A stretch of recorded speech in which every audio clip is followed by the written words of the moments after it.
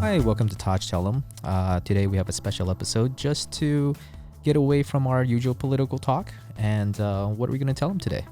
Well, we're going to be talking about compassion fatigue, ways to help it, including neurofeedback, nootropics, meditation. So basically, how to be superhuman? How to be very LA.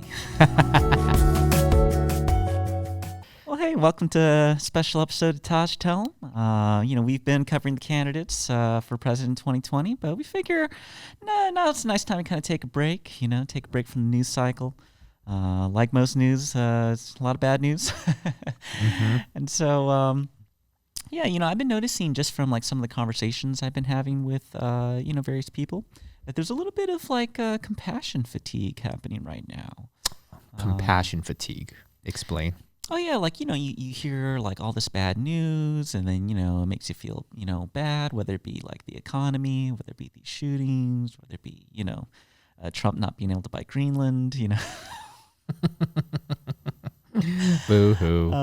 And so, I was talking to someone at my meditation center, and then she had this idea of, like, titrating media consumption. And so what she meant by that is, by titrating, it's like the metaphor she used to say you have an IV drip. It's like this, very much controlling your exposure to something. And so It's like a social media cleanse or something like that. In a sense, but it's not that dramatic. It's not necessarily a fast, but it's more so like, I'm only gonna check the news like for 10 minutes, during my lunch break, and then I'm gonna try to ignore it every other time. Mm-hmm. Or I'm only going to check in once a week or something like that. And so, that's kind of like a strategy, in mind when it comes to like, battling compassion fatigue. But, I began to kind of explore like other potential strategies. And I think, I discovered one that was pretty interesting. So it's actually came from someone else at my meditation center. This, I don't really know him very well. It was this very erudite young man. And he mentioned this idea of Techno Samadhi. Techno Samadhi. Yeah. Samadhi is referring to? So Samadhi is referring to a certain type of meditative concentration. And, within the Buddhist cosmology, there's like these, like, it's divided into these like jhana states. And like, but the whole idea of Techno Samadhi is, nowadays, especially with like Silicon Valley, they're beginning to do a little more kind of like neurological research on these meditative states of mind. And they're also developing technologies to try to get you into these certain spaces in a way like hacking the brain. And so, by technology, do you mean LSD? That's one. That's definitely one. I think Michael Pollan's book, How to Change Your Mind. It's on the New York Times bestseller But no, list. you know what? Meditation is on a lot of podcasts that I hear.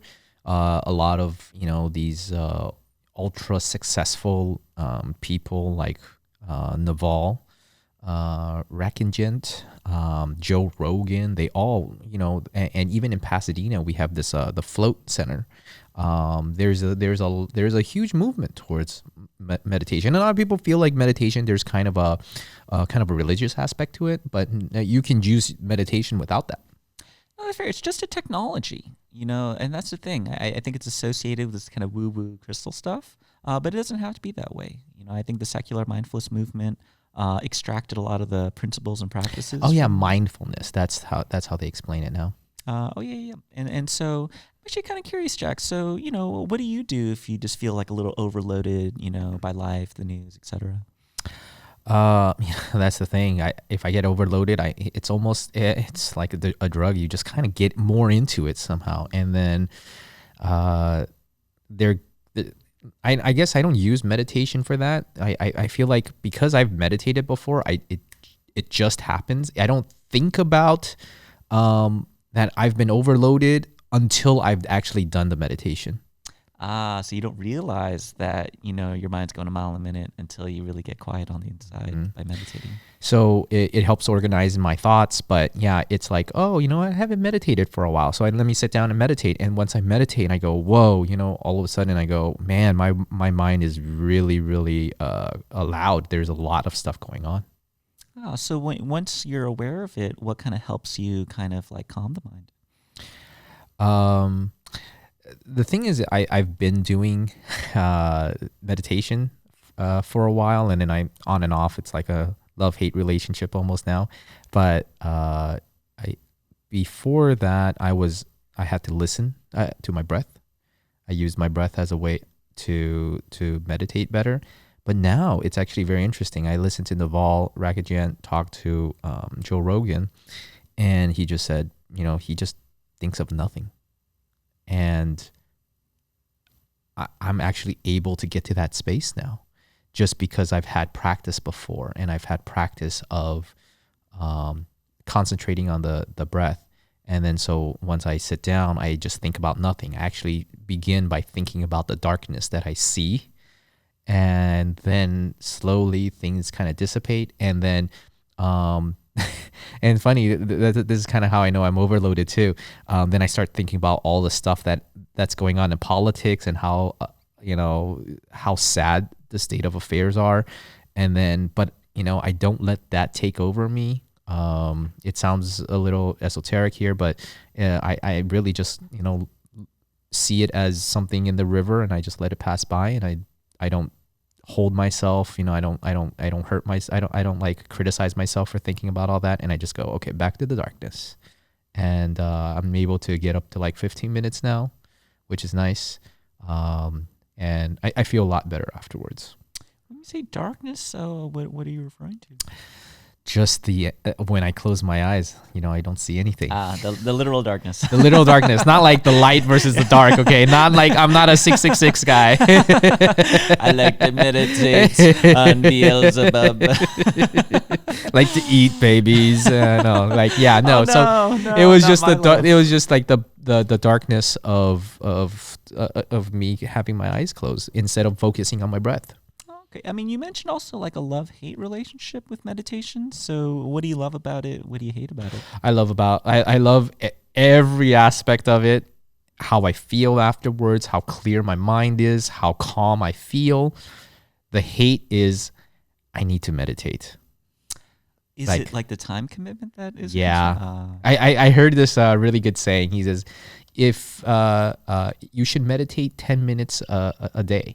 Oh, no, I think the saying is you should meditate half an hour a day. And if you don't have time, you should meditate an hour a day. No, that's a good one. It feels like, it sounds like something there's this old like Martin Luther quote, not Martin Luther King, but Martin Luther, the guy who like nailed the stuff on the wall. He said, I have so many things to do today that I can't not pray for like 3 hours. I mean, that's like a loose paraphrase, but no, I think that's actually it's very counterintuitive, but I think that's right. Like maybe you're trying to do too much. So I like this idea of like getting really quiet inside, and in that equanimous state, then vision casting, and then making strategies out of that. Tim Ferriss, I've been listening to some interviews with him. He has this process in mind of like, first you got to make sure like your state is good. And then you can tell yourself the right story, and then you can strategize out of that. And so, but one question I wanted to ask you is, with kind of your current, I'm just going to call it like your current like wellness regimen, what you do to kind of decompress and, care, self-care. Are you content the way it is, or are you looking for new things? Both, in a sense. So you have to kind of know where I'm coming from. I came from so before we started the podcast, I was an I say I was an accountant who had my own firm. I was an insurance agent who also have my own firm. And I've been working like heck, like just ever since I started at 21. I've worked. I would work 3 days, sometimes I wouldn't go to sleep, because things got so busy, and it was all on me. It was all my clients. It was my work. So I would go days sometimes without sleeping, just because there's so much work to do. And I got in, but I was motivated. I was ambitious. I was getting to that. And then before we started podcast, I changed career path, and I said, okay, this is not what I want to do. Let's go into real estate. And while I was doing this, I also decided that I wanted to do a passion project with T here. So that's how I got into the podcast. So for me, it really helped me get into a really better place because I haven't had a chance to be creative. So I like this creative endeavor. So this really helps me with that. So it's more like my meditation adds to my state of mind, and it helps me be more creative and quiet all the other noises down. And that's the more effects of it. But kind of to your point where you were talking about how, Tim Ferriss saying you have to quiet the mind, get a bit better state of mind.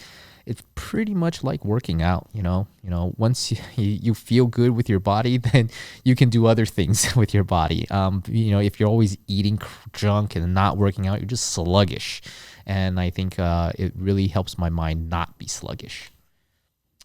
So have you ever heard about anything, ever heard of biohacking? No.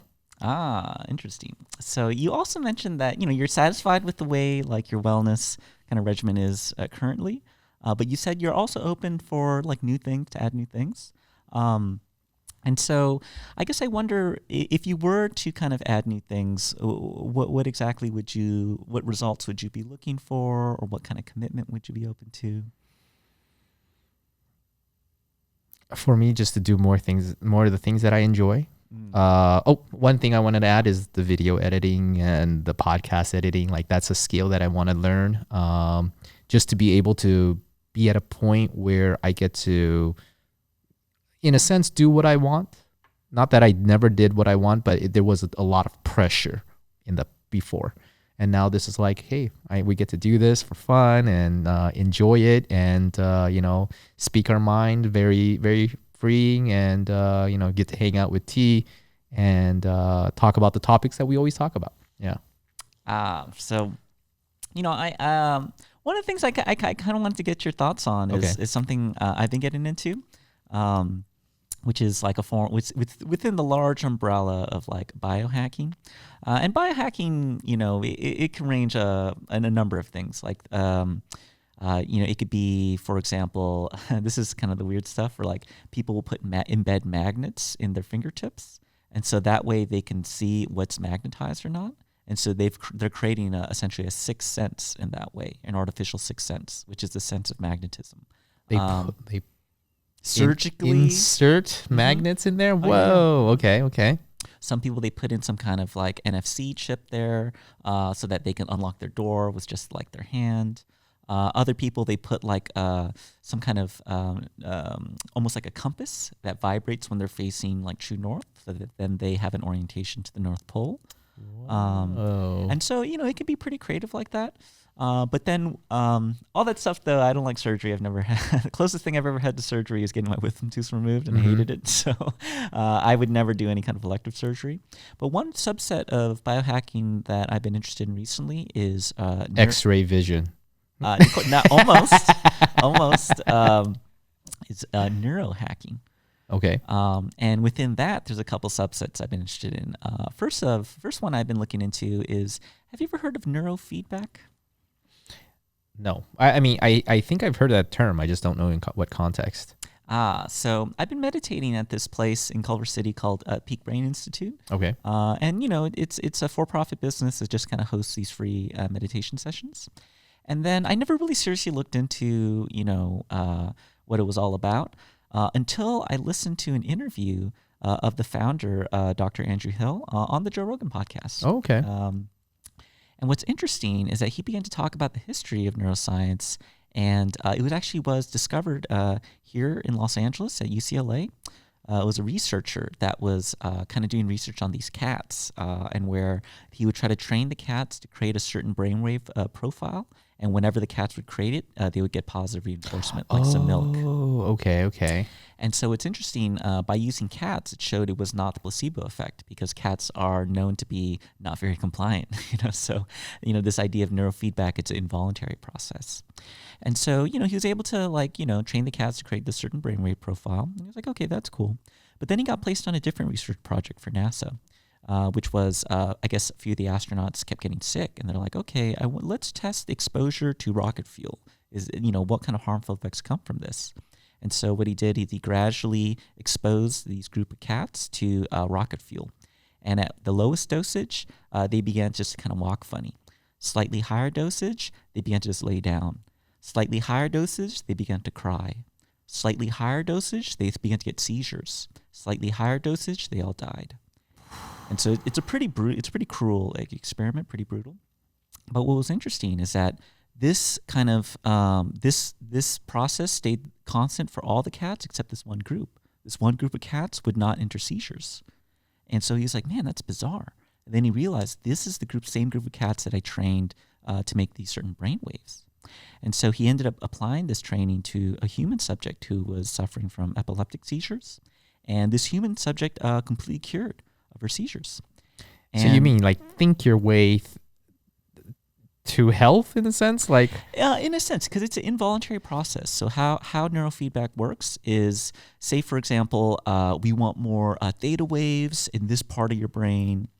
And so they're going to have you say, like, it could be watching a movie, it could be playing a video game. It doesn't matter what the activity is, but some form of stimulus is going to be tethered to a certain brainwave pattern that's desirable.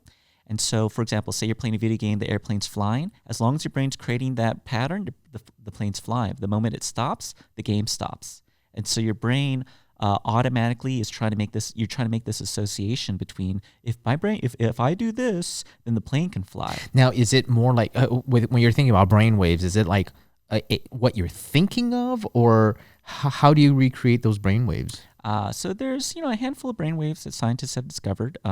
There's alpha waves, which are of a certain frequency band, and they're normally created in our resting state. Say when you close your eyes, then the portion of your brain responsible for vision begins to emit alpha waves. And then say there's also like delta waves, which are like the slowest, that are present when you're in deep dreamless sleep. But then there's also like beta waves, which are a lot more like higher frequency. And those are, when you're doing like active tasks. But what's interesting about brain waves is that the metaphor I've heard is like, say there's a car running and you put your hand on the hood and you can feel the vibrations in the engine.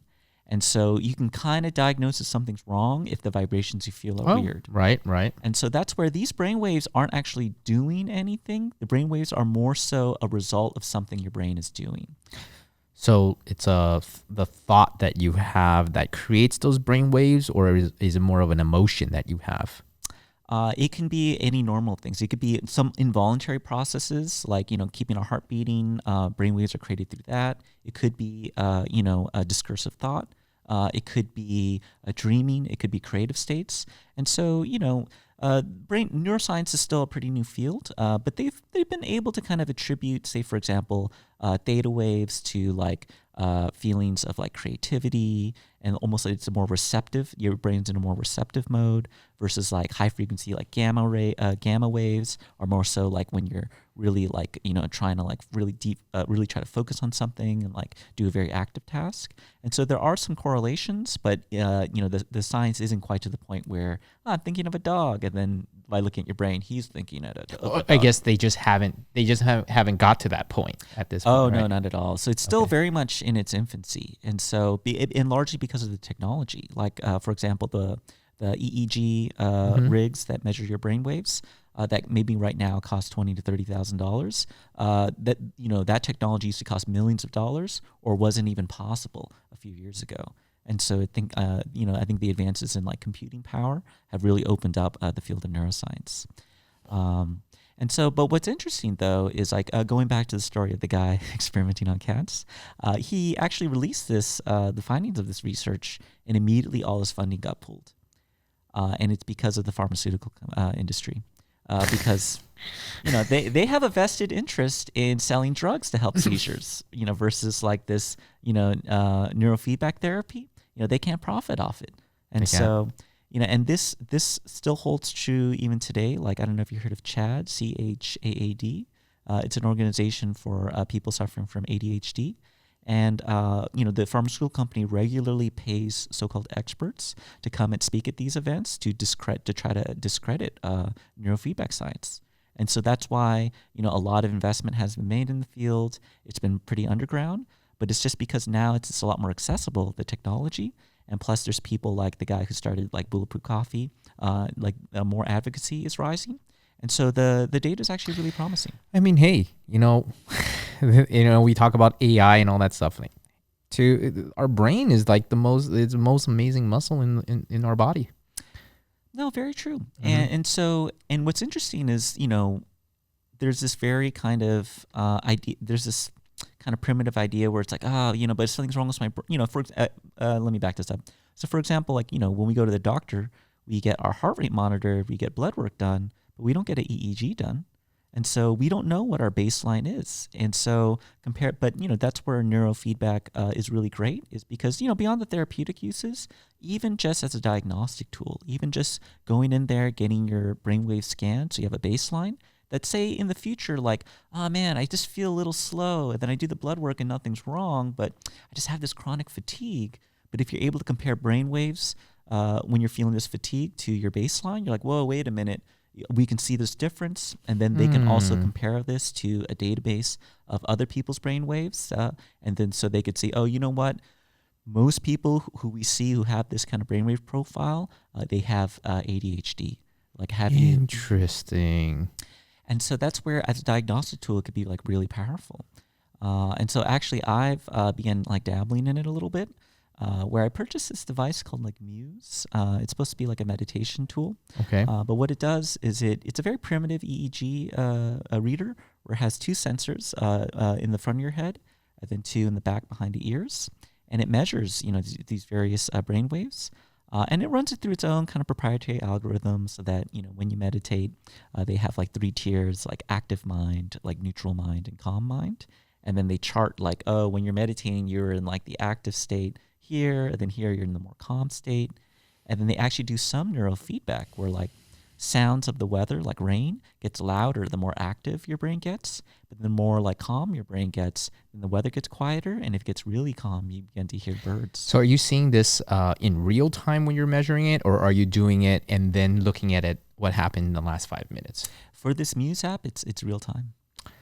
So you can actually almost kind of see what state you're at that moment right away. In a sense. And that's why it's actually useful for neurofeedback, because you're immediately getting that feedback. So like as you're, say, focusing on your breath, and then, the weather gets quieter, you're like, oh, okay, I'm doing this right, because that's maybe one of the largest kind of pain points. It's like the best mood stone in the world. In a sense, because it's really objective, like it's not this like, am I doing this right? Is this truly like Samadhi, But then I think, by looking at your brain waves, it could say like, hey, like we've created this algorithm by measuring like seasoned meditators like Tibetan monks and things like that. And so, we're trying to get your brainwave profile to match, their brainwave profile. That's amazing. It's like, because meditation is such an esoteric kind of woo-woo kind of thing. And now you can actually put it on paper, you can actually measure it, and you can actually try to emulate it just looking at a piece of a document or on an app. Yeah, very true. And so it's really exciting in that sense. So what are the applications? Like, it sounds like with the cats, they were able to not die. Oh yeah, not get into seizures, Or not seizures, I'm sorry. Oh yeah, it's really useful for treating ADHD, because apparently what I learned is that ADHD comes as a result of like kind of a deficient prefrontal cortex, because that's the executive function area of our brain, where it's like people with ADHD, they have very poor like impulse control. Because that high executive function doesn't really like come in to say, hey, no, stop paying attention to that, pay attention to this. Instead, they're following every they're not impulse. planning. Yeah, exactly. They're like squirrel. But what's interesting is that the time, so that the reason why a lot of people who are into like extreme sports and things like that generally have ADHD is because when they feel that fear, so you're climbing Mount Everest, like that's when they finally like lock in, and then they experience what like normal people who don't have ADHD experience, which is the prefrontal cortex kind of locking it down. And so, but that's all something that's happening in the brain. And so through this neurofeedback, you can kind of train your prefrontal cortex to, kind of develop the brainwave profile of like healthy people. And so that, it can kind of help control these impulses. I heard a story about some guy who can control his heart rate and even blood pressure. Like, it's just amazing what our human mind can actually do.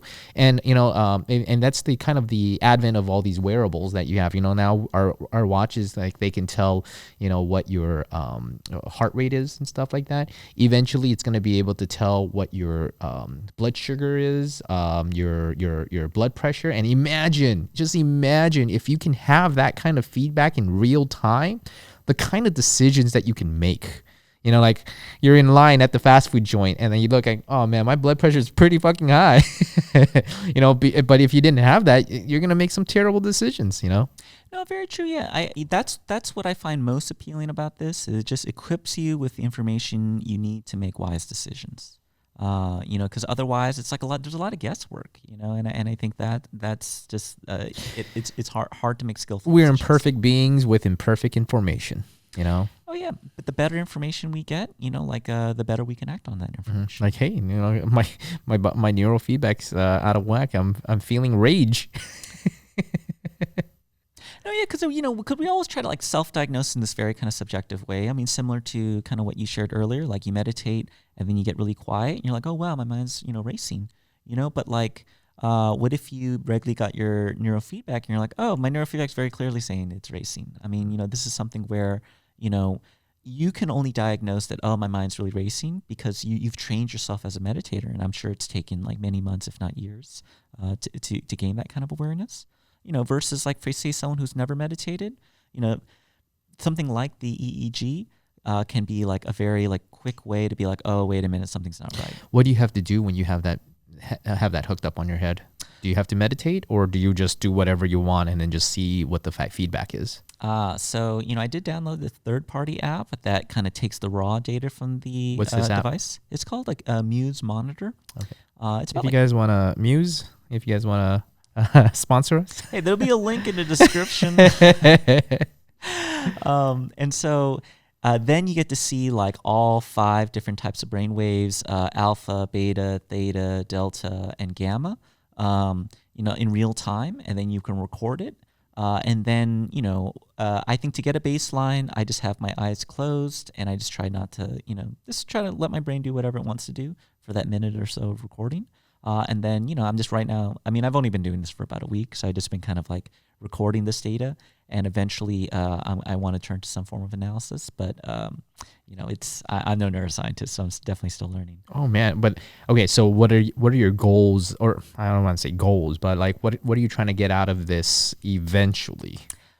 So this kind of brings me on to the second kind of subset within neurohacking, which is nootropics. Have you heard anything about yeah. Oh, okay, so I've done it before, but I feel like they never work. So I mean, for our audience, can you describe what a nootropic is? My understanding is there are supplements that you take that helps enhance your brain function. Either some people say it helps you focus better, it helps you think better, quicker, just clearer mind. I've done a bunch of them. I even done the one from Joe Rogan on it, because I think he is a guy he's an upstanding guy. I don't think he bullshits people too much. But it is a product that he owns. It's his company on it. It's called Alpha Brain. But he's really into nootropics. He's really into, brain function and stuff like that, brain health, mental health. And so I've always wanted to, I have that, that self-improvement, that how do I become more efficient, more productive? How do I not procrastinate? And I feel like taking a pill can help. It also stems from that movie Limitless. Everybody's like, oh yeah, we only use 10% of our brain. What if we can unlock the other 90%? So every time I take that, I think I'm Bradley Cooper. But no, it has never, to me, I never felt like there was anything substantial where I felt that it really helped me. Sleeping is what really helps me. No, and I've never done nootropics before last week, but then I began looking into it as I've been doing a little more research. But similar to you, I was like, the thing that I'm concerned about is just like, I don't feel anything. And so that's where I was interested in monitoring my brain waves to see if, like, even if I don't subjectively feel anything, is there a difference in terms of like the brain waves? Yeah, I don't feel like when I take my high blood pressure medication, my blood pressure is low.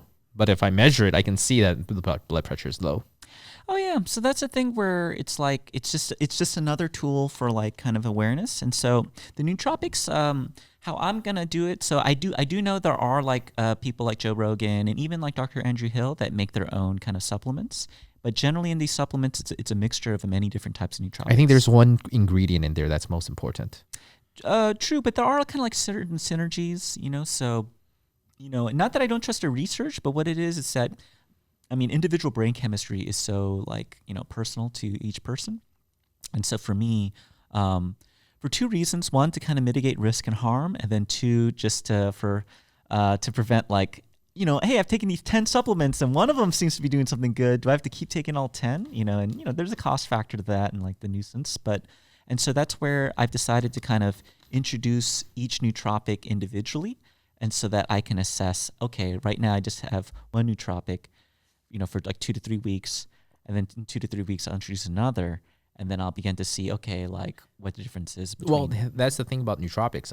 My understanding is it's not like something that you take right now and you feel the effects of it. It's not like a drug.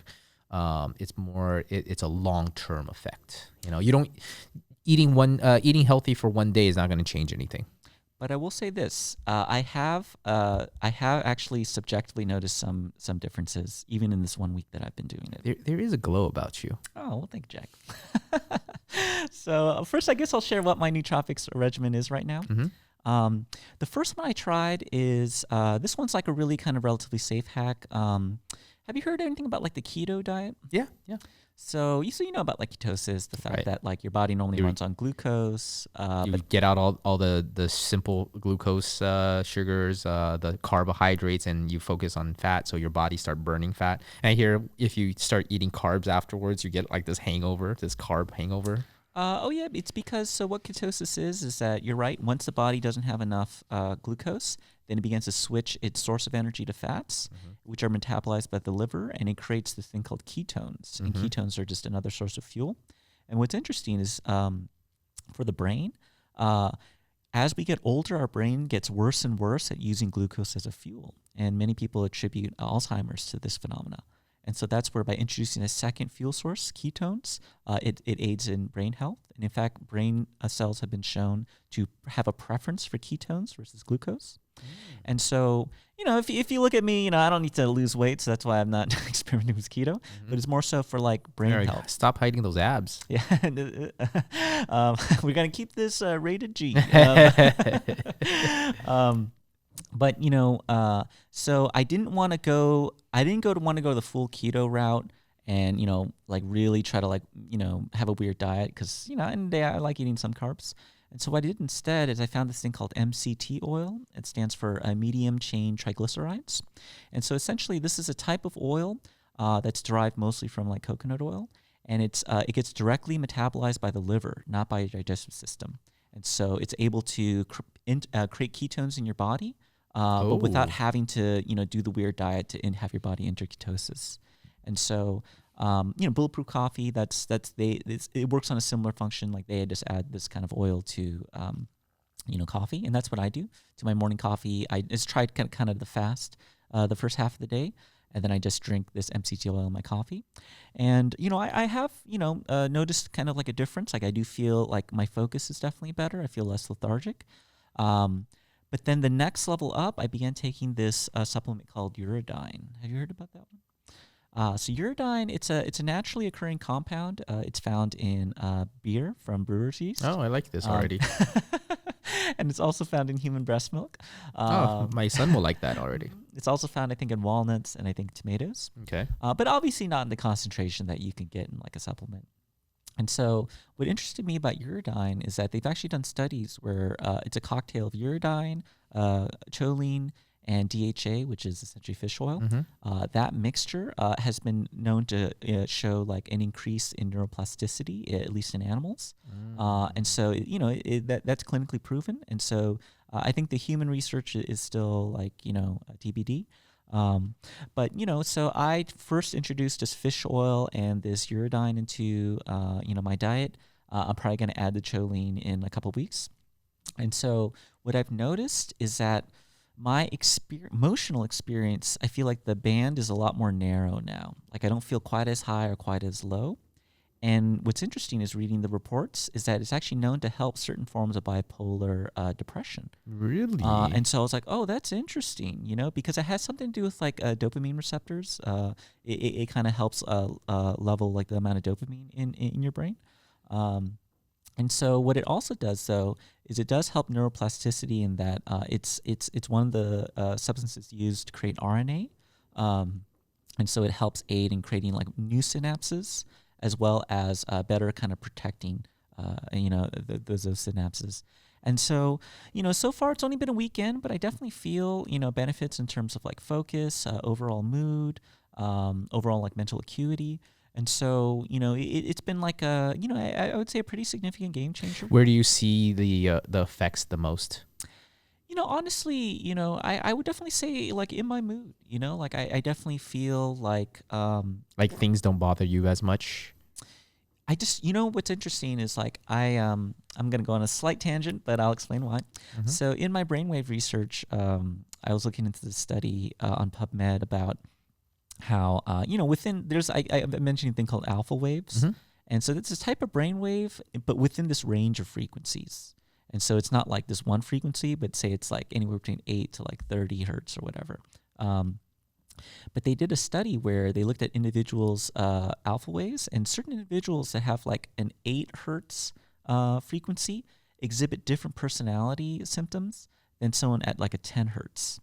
And so the correlation they found... From 8 to 10? Yeah. Wow. That small amount of difference. And so the 8 hertz, I believe, is like they're just more extroverted and more impulsive, versus the 10 hertz is a little more like neurotic. And I found that by being on this uridine, I find myself being more extroverted and slightly more impulsive and definitely less neurotic. Oh, okay. So the mood changes the extroversion for you. Yes. So you're just not as tired out in group settings. Oh yeah, I don't have the same kind of like almost emotional fatigue that I get from interacting with other people. I feel less shy, like less like kind of sensitive. And less like neurotic, because I think what it is that when I'm shy, I'm just always wondering what's the right thing to say right now, and like I get that too. Mm-hmm. Versus like when I'm on this uridine, it's just like I'm just kind of flow. I'm just like not really thinking about it, just kind of doing it. Now, is there a way for you to almost with neurofeedback recreate that without the uridine? Perhaps like I haven't looked into all the applications of neurofeedback. But, just from listening to certain people in podcasts, the application can be pretty nuanced. Like this guy was talking about, he's the guy who founded like Bulletproof Coffee. His name escapes me, but he was talking about how like, he would have certain fears, but then he would just try to work those out through neurofeedback. Wow. It's crazy what we can do with our mind, I have to say. I mean, there was another guy, he was up in Iceland or one of these like cold countries, and he would not suffer from hypothermia. Yep, I know what you're talking about. There's this guy who has set the world record for a lot of temperature-related records, but that is all through a meditation practice of like controlling his breath. I mean, these are superhumans. Oh yeah, no, because it's once you begin to gain control over these like autonomous systems, then you're right. It's almost like in the realm of superpowers. It's literally like mind over matter right here. Oh yeah, but what's interesting is that within like say Buddhist history, there are records of like certain Tibet, like certain these monks who were able to tolerate extreme temperatures. This is a sad to say, but like in Tibet, there were monks who set themselves on fire in protest against the Chinese government, and there was a picture of this guy setting himself on fire, and he was like meditating while he was on fire. I mean, I guess the amount of control over your own like pain receptors and things like that. I think that definitely takes like a lot of. And also, and I have to attest to that because there are times where I feel certain pains, certain hungers while I'm meditating, but when I get into that real meditative state, like it just disappears. So I can see how that could work. Oh yeah. So I mean, I think that's where it's such a new field, and what's interesting is like when introducing this technology component, then I think it makes it a lot more accessible for everyday people like you and me. Because at the end of the day, like we're not going to go to a monastery and meditate for 10 years. So, we need it now. Although sometimes that does appeal to me. Just kind of disappear into the mountains and do like a silent retreat for maybe not 10 years, but No, I mean, actually, I've been looking into like certain like kind of meditation retreats more and more, just because I do think having an opportunity to kind of step out of your life, I think that's really valuable. and also step out of your life and get into nature. Very true. Like I think humans were made for nature. Humans were made for being, at one with everything. Like that feeling when after you get out, you do a hike, and you get to the top of the peak, and then you look out into the nice mountain or the ocean. I mean, it just feels there's this sense that you can't explain. Like there's a satisfaction. No, I agree. And some of the science traces it back to exposure to natural sunlight. That you need, I think, about like 20 minutes a day, not just for your skin to create like vitamin D, but also for your eyes, just so that it sets your circadian rhythm. I mean, that's why in Japan, all those salarymen commit suicide, because they're just in their cubicle from like 9 to 9 or like 7 to 9, like just every day, just in front of a computer in their cubicle, looking at pieces of paper, looking at a screen, and going home, and it's just like it's a fucking like. It's not good for your mental health. Very true, especially because a lot of forms of artificial light are now fluorescent or LED, which are just only certain bands, certain very narrow bands of the light spectrum, which are actually harmful to humans. Mm-hmm. And our bodies are not built for that. Not at all. Not at all. Yeah, our bodies is built for being out there.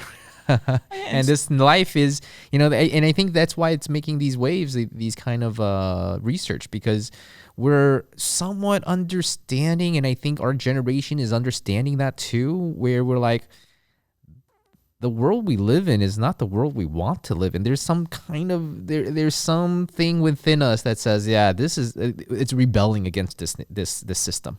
No, very true, and that's why this topic of neurohacking and biohacking has been really interesting to me.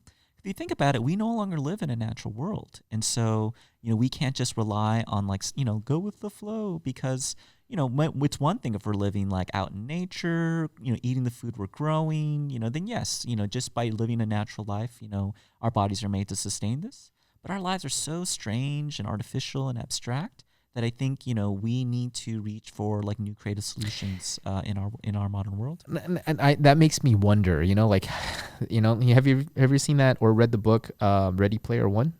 I've seen the movie. Oh, you've seen it? Okay, so it's like I think about that world a lot. I think about like how things are going to look in the future, that everybody's going to be in the Matrix and everybody's going to be plugged in and stuff like that.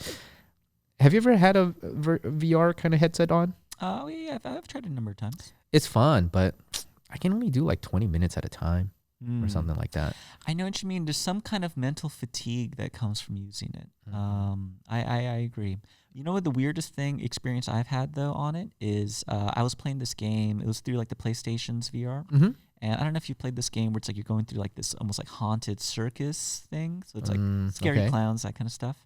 But at one point you're riding in like a cart, and as you're kind of going through it, and I think you have guns, you can shoot stuff. But what's the strangest experience is when it was like kind of going down, like I felt the inertia in my body. Yeah. Even though I wasn't even moving. And I was like, damn, the mind's a powerful thing. Like I did one where you were surfing.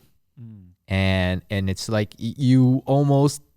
It's like you feel the wetness actually, and it's like, whoa, what's going on? Like, and I also did one where it's a snowboarding where you jump off a ramp and you're like, whoa, okay, this is interesting, and your body almost like tricks yourself into it. Like you jump up and you almost like raise yourself up a little bit, and you tuck in your chin, and it's amazing how your mind plays tricks on you, but.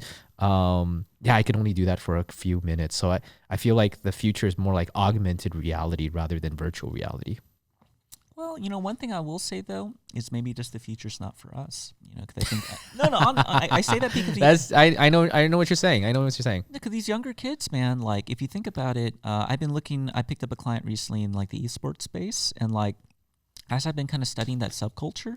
it's like a lot of these kids, like they're having trouble interacting socially in the real world, but then, like a fish in water in this digital world, and as I began to kind of look into it more, I realized it's like in the digital world, you get to have like a digital presence, like this avatar.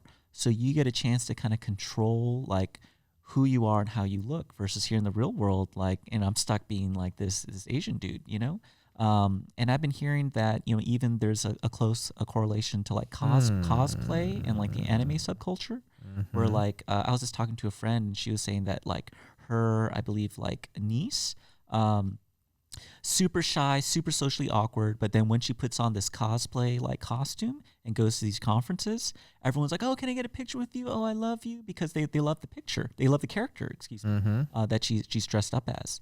But, for her, she experiences the same kind of love. And so like that kind of persona she puts on, feels like more real to her, and it's easier for her to interact than her like normal biological body. Yeah, I guess it's more like identity, like what do you feel most, which skin or which mask do you have on? I mean, in a certain level, everybody has some kind of a mask on, but then now this is like in the digital world, anything is possible. And, it's funny. I know a friend who got married after meeting her husband on World of Warcraft. That's not uncommon. That's not uncommon. And then she says like, because they were kind of long distance for a while, so they would have dates on World of Warcraft. They would have their avatar sit down and eat, and then they would get up and dance together and stuff like that. Like literally, like they're not. If you think about a game, you're like, oh, let's go do a mission together, and that's it. No, they were like, hey, let's meet up and just sit down and eat. And that was, to them, I bet their neurofeedback was like, I'm on a date. That was like the date wavelength. Oh, fair. The horny wavelength came in. I've never tried it, but I'm not going to knock it. I'm not going to knock it. I mean, if it serves you, it serves you. Yeah. But that's when I say, like, maybe the future's not for us, because I think we're the last generation that got a chance to live in, like, the analog world. Like, like we lived, got a chance to live pre-internet, pre-smartphone. And so we definitely see this technology as an intrusion into our lives. But if you grow up and that's actually the world you prefer over this real world, this is what I'm noticing. Last time I saw my brother-in-law, and it was very interesting. Because in my mind, I used to think I could multitask, but the older I get, I feel like I can only focus on one thing at a time. I'd like to do different things at the same time, but I can only focus on one thing at a time. But for him, I remember one time he was sitting down, he was talking to his girlfriend, playing a game on his phone. I think it was poker or something, listening to the podcast on his phone, and he had the TV on at the same time. Like, he was doing all this, and I remember going, how the fuck are you doing that? But he was doing it. Like, that was very natural for him. No, and I don't think he's alone in that. I mean, it's sad to say, though, I will say that research is showing that, that's actually not really good for our brains, that our brains function much better, focusing on one thing. Like, multitasking is actually not very good for us. But at the same token, not it's very good for us in what sense? Oh, because having a divided attention, like, I think it's something where... it hurts our mood, mental health, like... I believe so. I think it's harder for like memory formation. I mean, I'm gonna have to look into the research, for sure. Oh yeah, so I think our brains are more so naturally wired to focus on one task at a time, and will perform tasks better with our absolute focus. But on the same token, I just think like there's so much kind of, I guess, anxiety that's present, that I think the anxious mind likes a lot of distractions. I noticed this. There's a season where like I was feeling kind of down. And so I would just kind of, I would practice mindlessness, and I would just watch these, like, you ever watch like Vine compilation videos? Yes, I love on YouTube? those, man. Oh, yeah, this is the most like mindless kind of stuff. But I noticed, like, especially like after I smoke out or something like that. Those are the best videos. Like, you just don't want to think about anything. You just want to take in as much stimuli as possible. Oh yeah, but I noticed that at a certain point, though, when I would keep doing this, it wouldn't get me into that mindless state enough, so that I would have to listen to music while watching this video. Like I had to keep like stacking like these distractions, and so that's why and that's why, like, even from my own firsthand experience, like I don't advocate for practicing mindlessness. I mean, obviously, there's times when everyone just picks up the old Ben and Jerry's and just kind of watches Vine compilation clips, but I just don't think it's healthy over the long term. It's kind of like an addiction thing, right? It is. I truly believe it is rooted in. It's just like, hey, more dopamine. I need more dopamine. I need a visual dopamine. I need an audio dopamine. I need a taste dopamine. I need to smell something. Very true. And I think, but I think the true cure is one that leads to insight. Because I think, from my own experience, what I really love about, say, the richer spiritual traditions like Buddhism versus, say, like secular mindfulness, is that it's not just a practice they're teaching you, like in terms of like meditation, but it's also a set of perspectives in which to kind of like make sense of the world. Keep going. Okay. Oh, and I feel like for me at least, maybe because I'm more of a philosophical person, like it helps to have both. Like kind of the reason why you're doing the meditation. So what it is, it's like one thing I like about, by no means, I want to first put the caveat out there. Anyone listening who's like a real Buddhist or like has really studied this stuff, feel free to correct me. I'm a novice. I'm a novice. I don't even use the label Buddhist. But, I'm just too ignorant. But some of the things I found helpful is like a lot of it's just about kind of like recognizing reality versus any kind of belief system. And so an example I give is like, there's this idea that there's 4 responses to anger. You can blame yourself, you can blame others, you can fall into despair, or you can investigate. Blame others. But it's more so like recognizing, okay, like I'm angry right now, and how am I responding? And if you could think of like a 5th or a 6th, please chime in the comments. But it's something where that at least helps you kind of like recognize what's happening versus like without that framework, it's like, it's angry all the time. What's going on? Kind of like Viktor Frankl, the between stimulus and response is choice. Yes, and it gives you choice. Because I've developed this new kind of like mantra for this particular moment in my life, and it's the price of freedom is vigilance. And for me, I think there's this misnomer where people like to think of freedom as just like unencumbered choice. Like I could do anything, but that's not it at all. The freedom I'm speaking of is this inner freedom, this inner liberty. That you can control everything. That you had this experience of freedom inside of you, and that's where, but that's only possible through vigilance, and that's something where, to be honest with you, with this nootropic regimen and this monitoring regimen, I've also started these small little life hacks. Like I picked this up from Tim Ferriss, where he was talking about, he interviewed like a bunch of these successful people, like billionaires and whatever, and he was looking for like common practices that they all do. And a statistically significant number of them, the first thing they did when they first woke up in the mornings was make their bed. Oh, okay. And I was like, oh, that's interesting. Even though they're billionaires, they have maids, they live in hotels, like they don't need to. For whatever reason, a lot of them do it. And so he started doing it, and he realized like, oh, I now understand why it's helpful. And it's because it's like the first action you take in the day, it's imposing order over your world. And so that's an act of empowerment. And so like that's really like the momentum that you want to carry in, to the rest of your day. And so I've started kind of doing that. And, I do feel like these kind of like setting like really good, healthy routines, it is limiting in some ways. But in that way, by being vigilant about maintaining these limits, I experience more inner freedom. And it's just these little things that you do. Like the one I practice, I never make my bed. But the one I practice is, because I always think it's going to get messed up anyways. The one I practice is always don't leave always empty your sink at the end of the night. Oh, of dishes. Yeah, of dishes. So this way you wash everything, you get everything clean. Even if you're tired, even if you're just like I'm done, I don't want to deal with it, because what it does is when you wake up the next morning, you don't have those dishes in mind. You start off the day fresh, and you're like, okay, now what do I need to do today instead of what do I need to clean up from yesterday? I like that. It reminds me of a mindfulness practice called Leave No Trace, Mm-hmm. where it's essentially every space you enter, you leave the same state that you found it in. And to kind of I think with meditation, a lot of people mindfulness is more like, okay, you understand what's happening at the present moment. So you take in the present moment instead of reacting to it. And I think when you have a philosophy behind it, you understand why you are reacting to it. So, for example, it used to be I would meditate with music. Then I got to a point where I stopped using music because I used to think that without the music, I can't concentrate. Like a sound here and a sound there, my dog barking, now my baby crying, which I actually have to attend to now, so I can't just ignore that. There is no baby.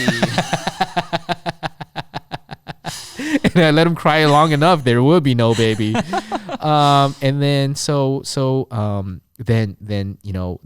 then it got to a point where a sound is just a sound. A dog barking is just a dog barking. A car honking is just a car honking. It's the meaning that you attribute to it. And then so that's the philosophy behind it. It's like, hey, between stimulus and response is choice. That choice you assign to somebody cutting you off on the road. Like, it says more about you if it bothers you than it does about the person cutting you off.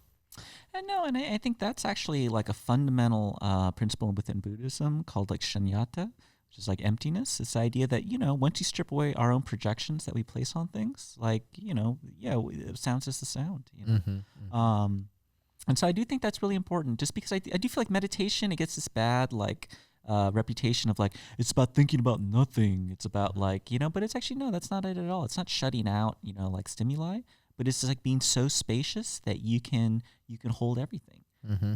I've heard it likened to, you put a spoonful of salt in a glass and you drink that water, it's going to be salty. But you put that same spoonful of salt in a lake, that water is going to be pure. Yeah. And kind of to bring it back to what we usually talk about, I've gotten to the point where I used to think Fox News is terrible. I'm going to listen to CNN. And now I got to a point where like CNN is fucking terrible too. I'm going to listen to Fox News. Like it feels like and then I took a step back and I went, you know what? I'm watching these for entertainment now because it's not information. It's the meaning I attribute to it is they're brainwashing you. They're trying to make you put on a certain lens so you can associate one thing with another. Like they're trying to paint this other side as racist people, and then they are trying to paint these other people as people who hate our country, and once you see that enough, that's the lens that you have, and that's once you see somebody says Democrat, like right away you go like, oh, you're an idiot. And then Republican, oh man, you're a racist. Like nobody understands that one line between like you get to choose to do that. You're the one who chose to do that. You're the one who chose to put on those glasses that the media handed to you. Those 3D glasses that you have.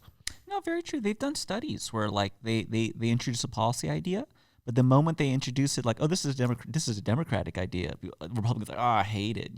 Same policy, but then they switch. Oh, this is a Republican idea. Oh, I love it. So that kind of like tribalism, it's a well documented phenomenon. Yeah, I feel like we should get the the politicians to meditate themselves too. Perhaps, because I do feel like the path forward is non-dual. I think that's where I love Andrew Yang's slogan of like, it's not left, not right, but forward. Because I do feel like this tribalism is hurting us now.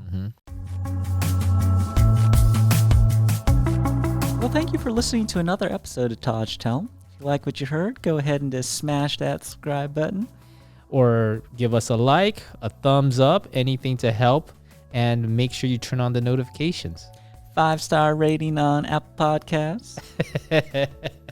I don't know what the ratings are. A lot of or Google.